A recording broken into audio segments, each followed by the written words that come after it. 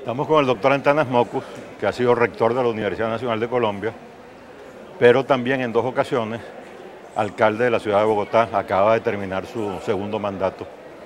Ha sido protagonista con los alcaldes Jaime Castro y Peñalosa de una transformación casi milagrosa de Bogotá. Yo particularmente había conocido Bogotá antes de la gestión de ellos y Bogotá estaba peor que Caracas.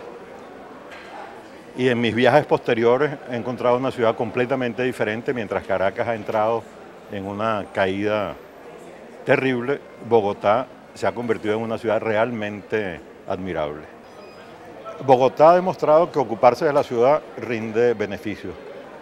Me gustaría que primero que nada el doctor Mockus nos ilustrara un poco en su visión cuáles han sido esos beneficios, cómo ha mejorado Bogotá desde que se empezó la gestión. Yo diría que con Jaime Castro, que entiendo que fue quien hizo la reforma institucional sobre la que se montó el resto.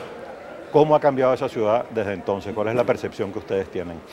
Sí, 2 años, buenas. 2 años después de la reforma constitucional del 91, Bogotá cambió su marco jurídico. El nuevo estatuto orgánico le permitió una modificación del modo de liquidar el impuesto predial. Y la ciudad pasó de recaudar en el 90 cerca de 200 millones de dólares a recaudar prácticamente 420, 430. El año pasado recaudamos 750 millones de dólares, para que vea, digamos, los ciudadanos están aportándole a la ciudad. El milagro yo lo llamaría corresponsabilidad entre administraciones sucesivas. Perdón, ¿la reforma en qué consistió exactamente? Esa reforma separó las funciones del Ejecutivo del Legislativo local, del Consejo. Le prohibió al Consejo injerencia en la contratación, en las decisiones que tienen que ver con presupuesto, salvo con las reglas de control muy fuerte de parte del secretario de Hacienda para tramitar presupuesto y cambios presupuestales. Pero hay un artículo violentísimo que dice: el Consejo no podrá influir en decisiones propias de otras autoridades. Entonces rompieron décadas de clientelismo y de injerencia política en decisiones que son de naturaleza técnica. ¿Cómo lograron el cambio del estatuto? Pues fue una facultad constitucional. El Congreso tenía un plazo de 2 años para legislar, no legisló. Gobierno nacional del presidente Gaviria y local de Jaime Castro modificaron el estatuto a su leal saber y entender. ¿Había una relación política entre Gaviria y Castro o no? No, pero era una relación más bien técnica entre Planeación Nacional del presidente Gaviria y su equipo más inmediato y el equipo del alcalde. El alcalde Jaime Castro tuvo un muy buen secretario de Hacienda, muy fuerte en el tema tributario, y eso se notó en las finanzas de la ciudad. La ciudad pasó del déficit, de ahí en adelante nunca ha vuelto a tener déficit, ni un peso de déficit. Nos jactamos de tener siempre nuestras calificaciones de riesgo financiero con el tope de riesgo soberano que da el país. En relación a otras ciudades de Colombia, ¿están mejor? Mejoramos nuestros ingresos y tenemos la situación más sólida de las grandes ciudades. Hay ciudades pequeñas que también tienen buena gestión fiscal. Ahora, una cosa que a mí me llama mucho la atención es,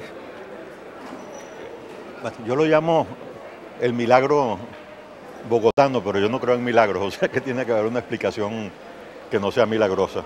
De la continuidad de las gestiones, Castro, Mockus, Peñalosa, Mockus, vamos a ver ahora Garzón. Entiendo que no pertenecen a un mismo partido político, incluso no sé siquiera si pertenecen a algún partido político. Es una situación bastante particular. Sin embargo, ha habido una gestión, en el caso de Castro, básicamente las reformas institucionales, pero incluso que es una cosa que normalmente no se ve, es decir, son cosas que suelen ser subestimadas en muchos casos. Claro, al lograr aumentar el impuesto predial hay algo allí que tiene sentido, pero su propia primera gestión fue una gestión poco espectacular en un cierto sentido. Es decir, quizá la más espectacular encontró los recursos y encontró los proyectos ha sido la de Peñalosa, que fue donde se empezaron quizá el Transmilenio y algunas de las obras físicas más importantes.